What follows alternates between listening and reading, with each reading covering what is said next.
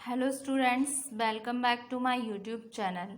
आज के वीडियो में हम बिजनेस एथिक्स जो कि सब्जेक्ट है आपका बीबीए फर्स्ट सेमेस्टर का, उसमें डिस्कस करेंगे इम्पैक्ट इंडियन एथॉस का हमारे परफॉर्मेंस पे बिजनेस की। ठीक है, तो मेन हेड है आपका impact of Indian Ethos on performance of business. ठीक है, तो सम ऑफ द इम्पैक्ट्स होते हैं आपके इंडियन एथॉस के जो होते हैं आपके बिजनेस परफॉर्मेंस पे, वो इस तरीके से होती हैं। फर्स्ट है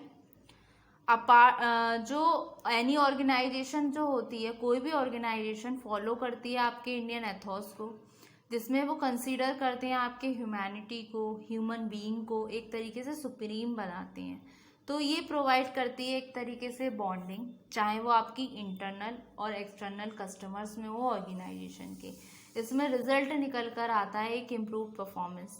ठीक है, तो apart from improving business performance, it also affect the standard of communication of any organization, क्योंकि ये ह्यूमन बीइंग को और ह्यूमन की ह्यूमैनिटी को एक तरीके से सुप्रीम रखते हैं। तो इस तरीके से क्या है, ये अफेक्ट करते हैं हमारे स्टैंडर्ड ऑफ कम्युनिकेशन को किसी भी ऑर्गेनाइजेशन के। ठीक है, तो ये पॉजिटिव वे में इम्पैक्ट डालते हैं आपके परफॉर्मेंस ऑफ बिजनेस पे। फिर आता है नेक्स्ट पॉइंट, इंडियन एथॉस जो हैं वो फोकस करते हैं इस फैक्ट पे, if a person is good then the whole world is good. यानी कि अगर कोई पर्सन अच्छा है तो क्या होगा, पूरी दुनिया उसके लिए अच्छी है, पूरी दुनिया ही अच्छी है। अगर कोई ऑर्गेनाइजेशन फॉलो करे इस तरीके के थॉट्स को, ठीक है, इस थॉट को फॉलो करे, तो ऑटोमेटिकली कन्वर्ट करती है वो आपको एक यूनिक और एथिकल ऑर्गेनाइजेशन में। तो जो परफॉर्मेंस होती है ऑर्गेनाइजेशन की, वो इम्प्रूव्ड होती है आपकी, इम्प्रूव्ड होती जाती है दिन ब दिन। ठीक है, तो ये फोकस करता है यहाँ पर भी पॉजिटिव वे में। जब कोई ऑर्गेनाइजेशन फोकस करे, अगर कोई पर्सन अच्छा है तो उसके लिए पूरी दुनिया ही अच्छी है। अगर you are good then the whole world is good.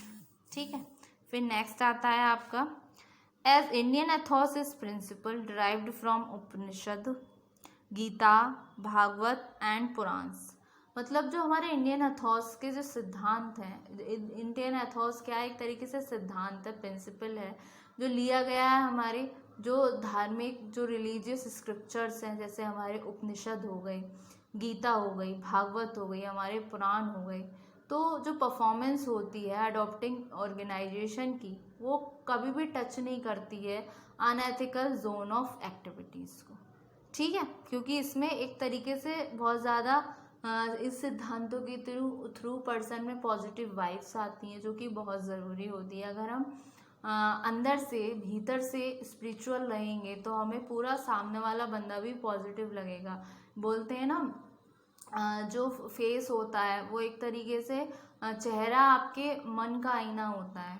Facial expression is like, जैसे जो इंसान के मन मस्तिष्क में चल रहा होता है, वो चीज़ उसके फेस पे पता चल जाती है। उसी तरीके से जब हम अच्छी चीज़ों को फॉलो करेंगे, अच्छे सिद्धांतों को फॉलो करेंगे, हम अपनी ऑर्गेनाइजेशन में उपनिषद, गीता के और भागवत पुराण, इन सारी चीज़ों को हम अडॉप्ट कर लेती है कोई ऑर्गेनाइजेशन, तो वो टच नहीं करती है कभी भी अनएथिकल जोन ऑफ एक्टिविटीज़ को। ठीक है, फिर नेक्स्ट आता है, Indian ethos promotes a person to live a life of materialism and spirituality by maintaining and balance between spiritual and secular values। जो आपका इंडियन एथॉस है वो प्रमोट करता है, एक तरीके से पर्सन को बोलता है कि वो अपनी ज़िंदगी जिए, लेकिन एक बैलेंस बना के चले मैटेरियलिस्टिक चीज़ों में और स्पिरिचुअल चीज़ों में। तो इस तरीके से ये बहुत इंपॉर्टेंट है इंडियन एथॉस। ये प्रमोट करती है पर्सन को एक तरीके से live a life of materialism और स्पिरिचुअलिटी। ठीक है, इंडियन एथॉस इम्पैक्ट करती है परफॉर्मेंस ऑफ बिजनेस को, एम्फोसाइज करके कॉन्सेप्ट पे, जैसे कि आपका sacrificing individual desires in favour of social benefits. ठीक है, next, self motivation and self development helps a lot in development of business, ठीक है, through that total quality management. It is well known to everyone that TQM always improves business performance. जो total quality management है वो हमेशा improve करती है business performance को. Quality क्या हो गया, जो कैरेक्टरिस्टिक, जो ट्रेट है, जो कस्टमर चाहता है अपनी प्रोडक्ट के रिगार्डिंग या सर्विस के रिगार्डिंग, जो क्वालिटी चाहता है, तो उसको टोटल क्वालिटी मैनेजमेंट एक अच्छा इम्पैक्ट डालती है इम्प्रूव करने में बिजनेस परफॉर्मेंस को, ठीक है. तो हेल्प ऑफ इंडियन एथोस से एग्जिस्टिंग ऑर्गेनाइजेशन जो है वो एबल हो जाती हैं टैकल करने में जितने भी चेंजेस होते हैं डेवलपमेंट के रिगार्डिंग. और Indian ethos prove to be immense, ये क्या प्रूव कर रहा है, इमेंस हेल्प कर रहा है as well as practical use to managers in an organization. तो स्टूडेंट्स ये तो हुआ है आपके impact of Indian ethos of on performance of business. अब डिस्कस करते हैं एप्लीकेशंस क्या होती हैं इंडियन एथोस की, कि इंडियन एथोस एप्लीकेबल किन किन एरियाज में होता है, ठीक है. अब आते हैं application of Indian Athos. Indian Athos applicable होता है फॉलोइंग एरियाज में. फर्स्ट आता है आपका मैनेजमेंट एटीट्यूड. टॉप मैनेजमेंट जो होता है उसमें फर्म का बिलीफ होता है वैल्यू ओरिएंटेड होलिस्टिक मैनेजमेंट में. प्रॉफिट जो है वो कमाया जा सकता है आपके सर्विस और सेटिस्फैक्शन से सभी स्टेक होल्डर्स से, चाहे वो आपके एम्प्लॉयज़ हों, कस्टमर्स हों, आपके शेयर होल्डर्स हों और आपके सिटीजन्स हों.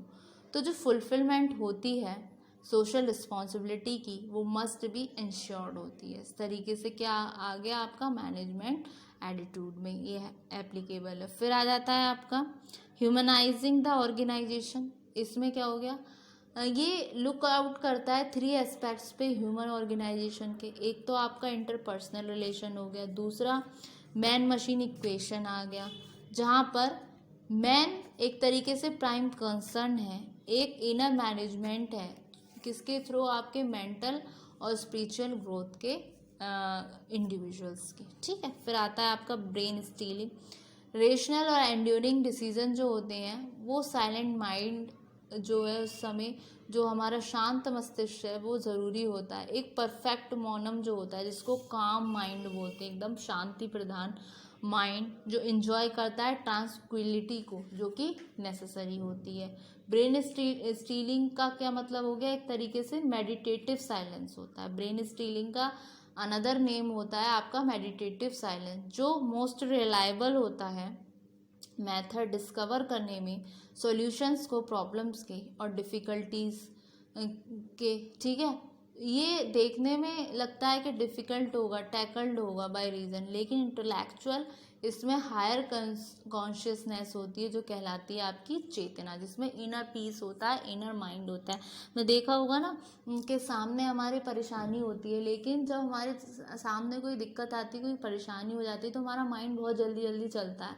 तो उससे क्या होता है, हमारे सामने जितने भी चीज़ें होती हैं, जिसके जितने सॉल्यूशन होते हैं वो एक तरीके से धूमिल हो जाते हैं अगर हम बहुत ज़्यादा टेंशन में आ जाएंगे. लेकिन जब हम अपने आप को काम एंड कूल करते हैं, तो शांत दिमाग से जब सोचते हैं तो हमें रास्ते भी नज़र आ ही जाते हैं. तो उस तरीके से ये ब्रेन स्टीलिंग को बोल रहा है, यानी कि आपका जो मेडिटेटिव साइलेंस जो है, आप शांत रह के जब सोचेंगे कि इसके क्या क्या आउटकम्स हो सकते हैं, इसके क्या क्या रास्ते निकल सकते हैं इस परेशानी के, तो शांत मन से, शांत चेतना भाव से आप परेशानी के सॉल्यूशन पे भी पहुंच जाएंगे. क्योंकि जब परेशानी आई है तो उसका सॉल्यूशन भी कोई ना कोई ज़रूर होता है. ऐसा नहीं है कोई प्रॉब्लम है, ऐसी कोई प्रॉब्लम नहीं है जिसका कोई सॉल्यूशन ही ना हो. सॉल्यूशन होता है लेकिन डिफ़िकल्ट तो हो सकता है, लेकिन इम्पॉसिबल नहीं हो सकता. तो इसीलिए ब्रेन स्टीलिंग, ठीक. फिर नेक्स्ट आती है आपकी सेल्फ डायनामाइजिंग मेडिटेशन. इसमें क्या होता है, एक डायनामिक मेडिटेशन है, ठीक है. ये मेडिटेशन है ट्रांसफॉर्मेशन की आपके लोअर कंसाइसनेस को एक हायर कंसाइसनेस में, ये कहलाती है आपकी ट्रांसफॉर्मिंग मेडिटेशन. ये एक साइलेंट होती है, इसमें आप काम माइंड से रीच करते हैं एक हायर लेवल ऑफ कंसाइसनेस को, जो ऑफर करती है आपको गाइडेंस फॉर्म ऑफ इंट्यूशंस. जैसे कि बहुत परेशान है, कोई चीज़ समझ नहीं आ रही, शांत दिमाग से मेडिटेट करने के लिए बैठ जाओ, ओम का जाप करो या फिर बैठ के एकदम शांति से बैठ जाओ सुबह में सोकर उठकर, जो परेशानी है एकदम ध्यान लगा लो, जो थॉट्स प्रोसेस आ रही हैं आपकी, जो दिक्कतें आ रही हैं, जो परेशानियां आ रही हैं, उसको एक बार में आने दो। क्या होगा, जितने भी नेगेटिव थॉट्स होंगे, जितनी भी बेकार वाली चीज़ें होंगी, एक बार में आपके दिमाग में आ जाएंगी मेडिटेशन। फिर वो जो आपने 15 मिनट या 20 मिनट किया, जो टाइम पे आपके दिमाग में वो नेगेटिव थॉट्स आए, वो उस टाइम के लिए लास्ट होते हैं। फिर वो पूरे दिन जब आप वर्क करोगे तो वो थॉट्स आपको परेशान नहीं करेंगे। तो ये उसको बोलती है सेल्फ डायनामाइजिंग मेडिटेशन को, ठीक है। फिर आता है रोल ऑफ इंट्यूशन।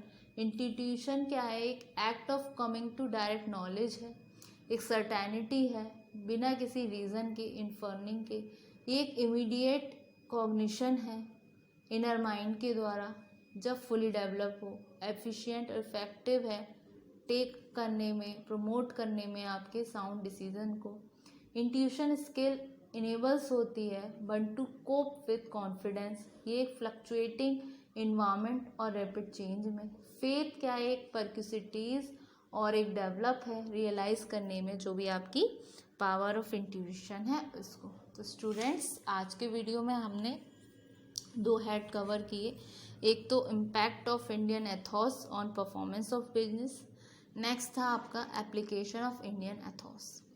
तो होप सो स्टूडेंट आपको ये लेक्चर समझ आया होगा। आज के वीडियो में आपका ये टॉपिक जो है इंडियन एथॉस ये कंप्लीट हो चुका है, ठीक है। अब हम डिस्कस करेंगे नेक्स्ट हेड को नेक्स्ट वाली वीडियो में। तो होप सो स्टूडेंट ये लेक्चर समझ आया होगा। इंडियन एथॉस आपका एक तरीके से पूरा इसमें मैंने आज तक के वीडियो में आपका कवर करा दिया है। अब बाकी के हम फर्दर टॉपिक्स को नेक्स्ट वाली वीडियोस में अपने डिस्कस करेंगे। तो students, thank you very much.